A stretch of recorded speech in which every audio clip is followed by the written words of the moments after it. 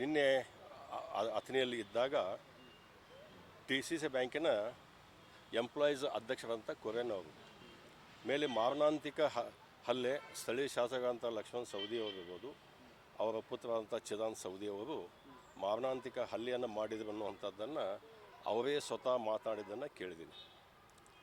ಆಮೇಲೆ ಸುಮಾರು 12 ಗಂಟೆಗೆ ನಾನು ಕೂಡ ಅಥಣಿ ಸಿವಿಲ್ ಹಾಸ್ಪಿಟಲಲ್ಲಿ ಅಡ್ಮಿಟ್ ಇದ್ದರು, ಹೋಗಿ ಭೇಟಿಯಾದೆ.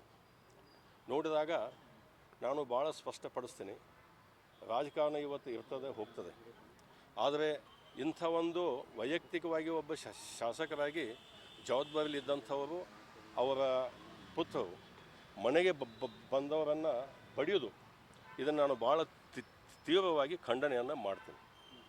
ಕಾರಣ ಹೇಳಿದ್ರಂಥವ್ರು ಇಲ್ಲ, ಅವರು ಅಳಿಯ ಒಬ್ಬರು ಅಲ್ಲೇ ಡಿ ಸಿ ಸಿ ಬ್ಯಾಂಕ್ನಲ್ಲಿದ್ದರು, ಶಂಕರ್ ಅನ್ನುವಂಥವ್ರನ್ನು, ಅವರ ಟ್ರಾನ್ಸ್ಫರ್ದಲ್ಲಿ ನಿನ್ನ ಪಾತ್ರವಿದೆ ಅನ್ನುವಂಥದ್ದನ್ನು ಒಂದು ಮನಸ್ಥಿತಿ. ನಾನು ಕೇಳ್ತೀನಿ, ಇವರು ಎಂಪ್ಲಾಯೀಸ್ ಏನು ಪಾತ್ರ ಇದೆ? ತಾವು ಡೈರೆಕ್ಟರ್ ಇದರಿ, ಕಮಿಟಿ ಬೋರ್ಡ್ ಒಳಗೆ ನಿರ್ಣಯ ಆಗಿ ಸುಮಾರು ಇವ್ರ ಜೊತೆಗೆ ಸಾಕಷ್ಟು ಜನರನ್ನು ಒಂದು ನಿಯಮಾನುಸಾರವಾಗಿ ಬದಲಾವಣೆಯನ್ನು ಮಾಡಿದ್ದಾರೆ.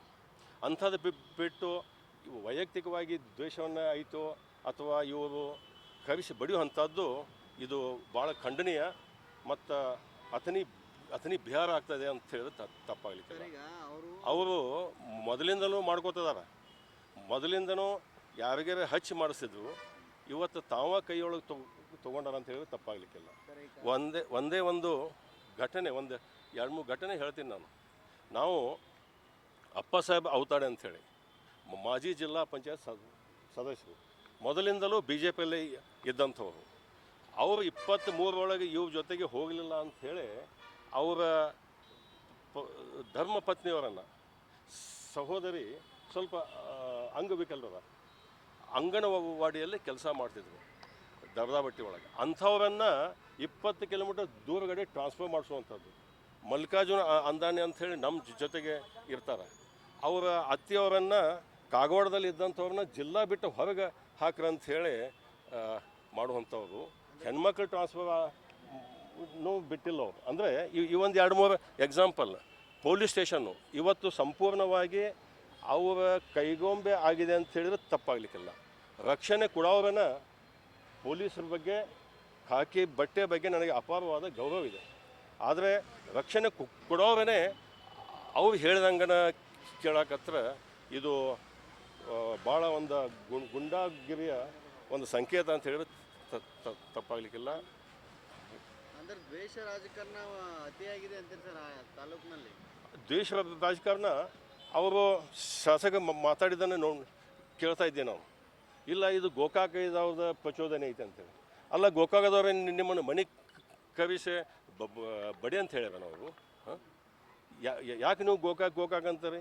ಈಗ ಅಥಣಿ ಒಳಗಿದ್ದಂಥವ್ರು ಸಾಕಷ್ಟು ದಬ್ಬಾಳಿಕೆ ಮಾಡಕತ್ತೀರಿ. ಸಾಕಷ್ಟು ಪೊಲೀಸ್ ಸ್ಟೇಷನ್ನು ಸುಮಾರು 15 ವರ್ಷ ಪೊಲೀಸ್ ಸ್ಟೇಷನ್ನು ಪತ್ತುಗಳು ತುಂಬ್ತೀನಿ ಬಿಟ್ಟರೆ ಅವ್ರು ರಾಜಕಾರಣನೇ ಮಾಡಿಲ್ಲ. ಇದನ್ನು ನಾನು ತೀವ್ರವಾಗಿ ಖಂಡನೆ ಮಾಡ್ತೀನಿ. ಶಿವಯೋಗಿ ಕ್ಷೇತ್ರ, ಸಿದ್ದೇಶ್ವರ ಪಾಂಡ್ರೆಯಲ್ಲಿ ಇಂಥದ್ದು ನಡಿಬಾರ್ದು. ನಾವು ಕೂಡ ಇದ್ದೇವೆ. ಒಂದು ಟರ್ಮ್ 2018ರಿಂದ 23ವರೆಗೆ ಒಬ್ಬ ಅಥಣಿ ಕ್ಷೇತ್ರದ ಜನರ ಆಶೀರ್ವಾದದಿಂದ ಕೆಲಸ ಮಾಡೀನಿ, ಆದರೆ ದ್ವೇಷ ರಾಜಕಾರಣ ಮಾಡಿಲ್ಲ. ಅಲ್ರಿ, ಅವ್ರಿಗೆ ರಾಜಕೀಯ ಷಡ್ಯಂತ್ರ ಅಂದ್ರೆ ಇವ್ರನ್ನ ಕರೆಸ್ರಿ, ನೀವು ಬಡೀರಿ, ಅವ್ರು ಹಿಂಗೆ ಸ್ಟೇಟ್ಮೆಂಟ್ ಕೊಡ್ತಾರೆ ಅಂತೇಳಿ ಹೇಳ್ತಾರೆ.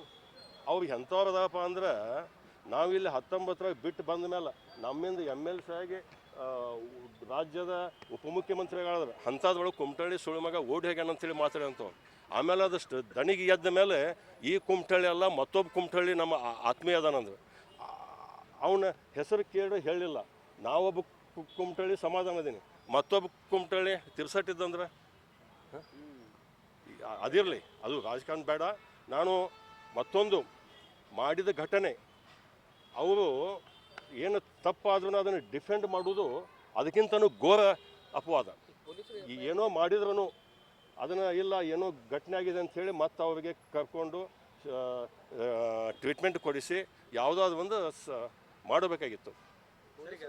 ಕೇಸ್ ಆಗಿಲ್ಲ.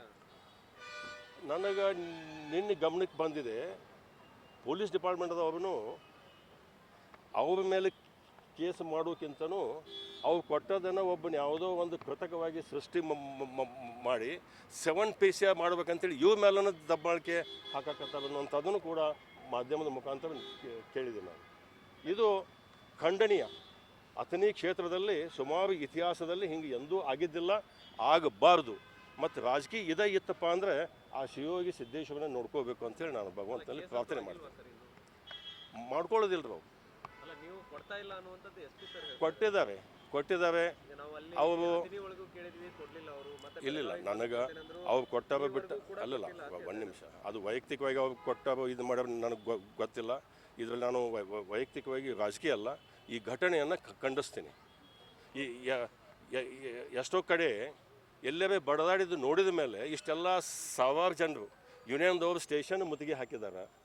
ಇಷ್ಟೆಲ್ಲ ಹಾಕಿದ ಮೇಲೂ ನೀವು ಇನ್ನೂ ಕೇಸ್ ಕೊಟ್ಟಿಲ್ಲ ಅಂತಂದರೆ ಇದಕ್ಕೆ ಉತ್ತರ ಇಲ್ಲ ಅಂತ ಅನಿಸ್ತದೆ. ಹಾಕೋಬೇಕಾಗಿತ್ತು, ಸಾಕಷ್ಟು ಅದಾವ. ಅಥವಾ ಆ ಡಿಪಾರ್ಟ್ಮೆಂಟ್ದವ್ರು ಏನೋ ಯಾರು ಒತ್ತಡಕ್ಕೆ ಒಳಗಾಗತ್ತಾರೋ, ನಾನು ಭಾಳ ಮನವಿ ಮಾಡ್ಕೋತೀನಿ ಕರ್ನಾಟಕ ಸರ್ಕಾರದವ್ರಿಗೆ, ಯಾರು ದಬ್ಬಾಳಿಕೆ ಮಾಡ್ಯಾರ, ಯಾರ ಅವ್ರನ್ನ ಕರೆಸಿ ಬಡದಾರ, ಅವ್ರ ಮೇಲೆ ಸೂಕ್ತ ಕಾನೂನು ಕ್ರಮವನ್ನು ಕೈಗೊಳ್ಳಬೇಕು ಅಂತೇಳಿ ನಾನು ಮಾಧ್ಯಮದ ಮುಖಾಂತರ ಸರ್ಕಾರಕ್ಕೆ ವಿನಂತಿಯನ್ನು ಮಾಡ್ಕೊಳ್ತೇನೆ. ಸರ್, ಈಗ ಜನಪ್ರತಿನಿಧಿಗಳು ಅವ್ರ ಬಗ್ಗೆ ನಿನ್ನೆ ಒಂದು 2-3 ಸಾವಿರ ಜನರು ಕೂಡಿ ಪ್ರತಿಭಟನೆ ಮಾಡಿದ್ದಾರೆ.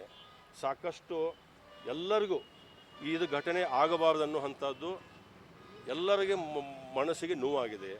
ಕೆಲವೊಂದು ಜನ ಅವ್ರಿಗೆ ಬೇಕಾದವರಷ್ಟು ಏನು ಬೇಕಾದ ಮಾತಾಡ್ಬೋದು, ಆದರೆ ಸಾಮಾನ್ಯ ಜನರಿಗೆ ಇದು ಜಾತ್ಯತೀತ ಪಕ್ಷಾತೀತವಾಗಿ ಒಬ್ಬ ನೌಕರಿ ಮಾಡೋನ ಮೇಲೆ ಹರೇಸ್ಮೆಂಟ್ ಆಯ್ತಪ್ಪ ಅಂದ್ರೆ ನಮ್ದು ಹೆಂಗೆ ಅನ್ನುವಂಥದ್ದು ಕೂಡ ಎಲ್ಲರಿಗೂ ನೋವಾಗಿದೆ. ಅವರಿಗೆ ಭಾಳ ಸ್ಪಷ್ಟಪಡಿಸ್ತೀನಿ, ಬರೀ ಯಾವುದಾರು ತಾವು ಮಾಡೋದು ಮಾಡಿದ ಮೇಲೆ ಅದು ಗೋಕಾಕ್ ಅನ್ನೋದು, ಅದು ಗೋಕಾಕ ಅನ್ನೋದೊಂದು ಬಿಟ್ಟರೆ ಅವರಲ್ಲಿ ಮತ್ತೊಂದು ಯಾವುದೂ ಶಬ್ದನೂ ಇಲ್ಲ, ಉತ್ತರನೂ ಇಲ್ಲ ಅಂಥೇಳಿ ನಾನು ಈ ಸಂದರ್ಭದಲ್ಲಿ ಭಾವಿಸ್ತೀನಿ. ಗೋಕಾಕ್ ಕಡೆ ತಿರ್ಸ್ತಾರೆ. ಇದು ಥ್ಯಾಂಕ್ ಯು.